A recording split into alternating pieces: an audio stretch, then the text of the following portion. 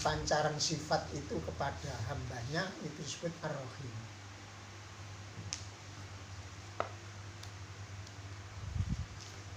Nah karena Allah Ta'ala itu Ar-Rahman, maka tidak bisa, tidak pasti, itu sudah menjadi kepastian bahwa Allah Ta'ala itu merahmati.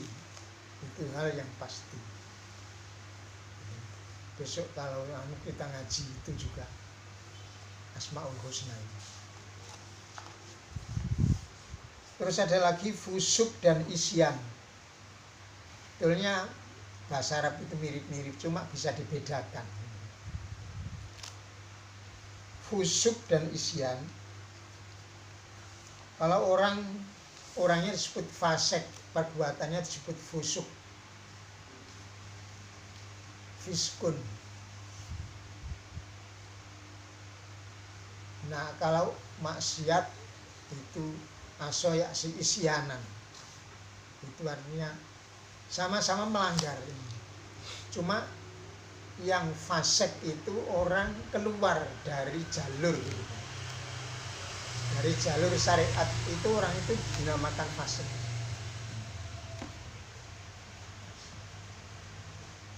Jadi ketika orang itu keluar dari garis ketaatan, maka ketika itu pula disebut fasik. Tergantung besar kecilnya pelanggaran yang dia. Nah, isyan itu, kemaksiatan itu penentangan, menentang syariat. Makanya yaksi isyanan itu kalau orang Jawa mengatakan bangkang, gak nurut. Kalau dolim ya? Kalau dolim itu meliputi umum, termasuk fasik juga dolim, maksiat juga dolim. Dan lingkupnya lebih luas dolim itu.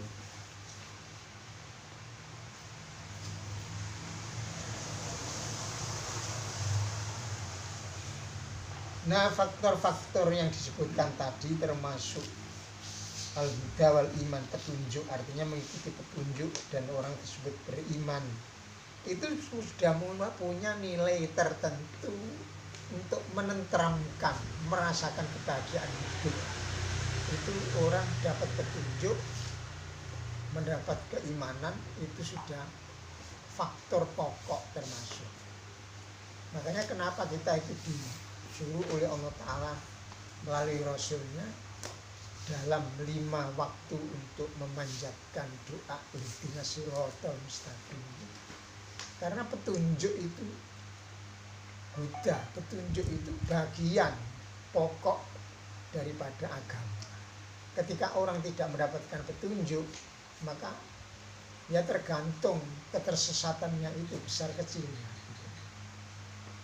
Dan orang tidak bisa melepaskan petunjuk dari Allah Subhanahu wa Ta'ala. Makanya Allah mengatakan innallaha lahadi alladzina amanu ila siratal mustaqim. Allah benar-benar menunjukkan orang-orang yang beriman kepada siratal mustaqim. Nah, al-hadi itu bagian dari sifat Allah. Ketika orang mendapatkan petunjuk, maka dia punya ketentraman. Dan orang tidak bisa melepaskan diri dari Allah biar orang itu mendapatkan petunjuk terus. Sebab kadang-kadang orang itu tahu globalnya, enggak tahu rinciannya. Nah ini butuh petunjuk. Tahu secara global, cuma sisinya yang beda. Jadi tidak melingkupi, tidak kesimul, artinya tidak menyeluruh. Nah, itu butuh petunjuk. Orang dapat petunjuk sekarang, belum tentu besok dapat petunjuk. Besok lagi belum tentu dapat petunjuk. Makanya orang selalu disyariatkan untuk minta petunjuk kepada Allah. Ketika orang itu mendapatkan petunjuk, maka itu bagian dari sebuah ketenteraman yang dalam bahasa lain disebut saidah atau kebahagiaan.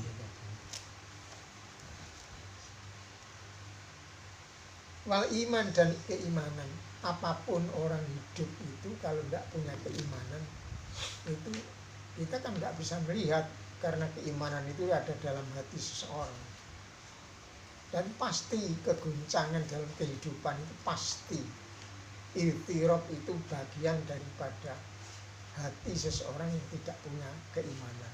Walaupun mungkin dilihat dari segi lahir, dia itu memang dia ceria, senang-senang dan sebagainya, tapi tidak mungkin orang seperti itu akan bahagia.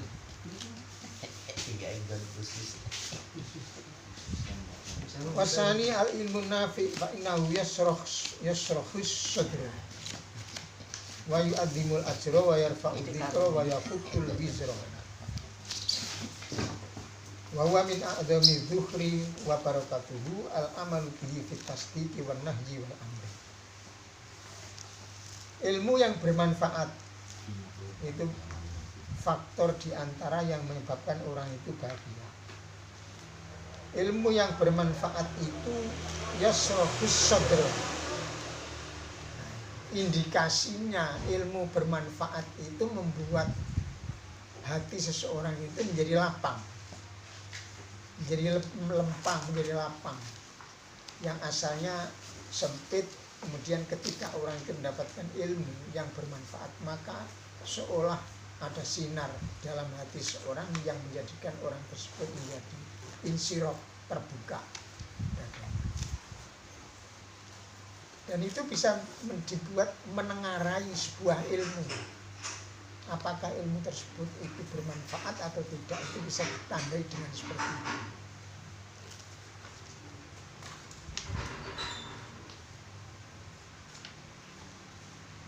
Wa yu'adzimul ajra, dan mengagungkan atau membesarkan al ajra, pahala.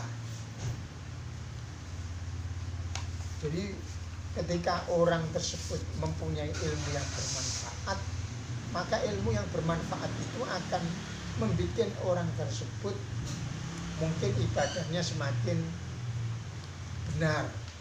Ya, benar caranya, benar kaifiatnya, benar niatnya, benar penerapannya.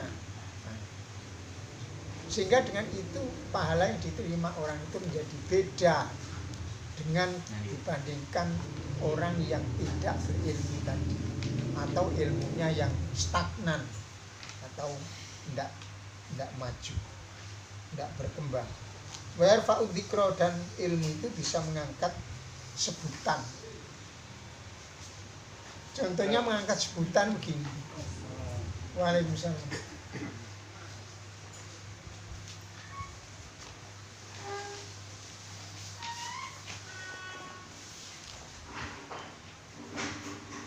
Contoh kecil, tapi tidak berarti saya menganggap nilainya kecil. Ini contoh kecil. Umpamanya orang asalnya biasa-biasa, tapi karena ilmunya tambah, kemudian dia naik mimbar. Nah, dengan naiknya mimbar itu sendiri orang sudah lain, walaupun itu bukan merupakan tujuan dari orang tersebut untuk naik mimbar, itu bukan tujuan untuk yarfa'ul qadra, bukan, atau yarfa'ul ajra. Tapi mau tidak mau, ketika orang itu ilmunya bertambah, kemudian disebarkan, maka mau tidak mau orang akan berbicara tentang orang tersebut, akan kebaikan orang tersebut. Makanya Allah mengatakan yarfa'illahu ladina amanu minkum waladina utul ilma darajat. Jadi orang yang diberi ilmu, nanti derajatnya ya tergantung pada ilmu yang dimiliki. Sekaligus apakah ilmu itu disampaikan dengan ikhlas atau tidak, itu yang menarik. Tapi ilmu yang bermanfaat itu jelas nanti orang itu akan terangkat. Dan itu janji Allah Subhanahu wa ta'ala, dan itu kenyataan faktanya memang seperti itu. Wa yaqutul wizra, dan menghapus kesalahan-kesalahan. Jadi karena ilmu itu bermanfaat, asalnya orang tidak tahu halal haram, kemudian tahu, kemudian dia terapkan ilmunya, nah berarti dia itu ada kesalahan-kesalahan yang terhapus karena dulu tidak mengerti. Setelah mengerti, kemudian yang dilarang ditinggalkan. Otomatis dengan ditinggalkannya sesuatu yang dilarang itu berarti kesalahan itu akan terhapus. Wa min a'dami dzukri, ilmu yang bermanfaat itu min a'dami dzukri, termasuk simpanan yang paling agung. Wa barokatuhu, dan barokahnya al amalu bihi fit tasdiq wan nahyi wal amri, yaitu mempraktekkan ilmu tersebut fit tasdiqi, dalam bertasdik. Tasdik itu gini, orang pun tahu melalui syariat bahwa ini tidak boleh, kemudian dia meninggalkan. Nah, itu namanya tasdik. Orang tahu ketika diberitahu bahwa ini adalah punya nilai tinggi di dalam syariat, kemudian dia lakukan. Nah, itu namanya tasdik itu. Jadi menerapkan apa istilahnya?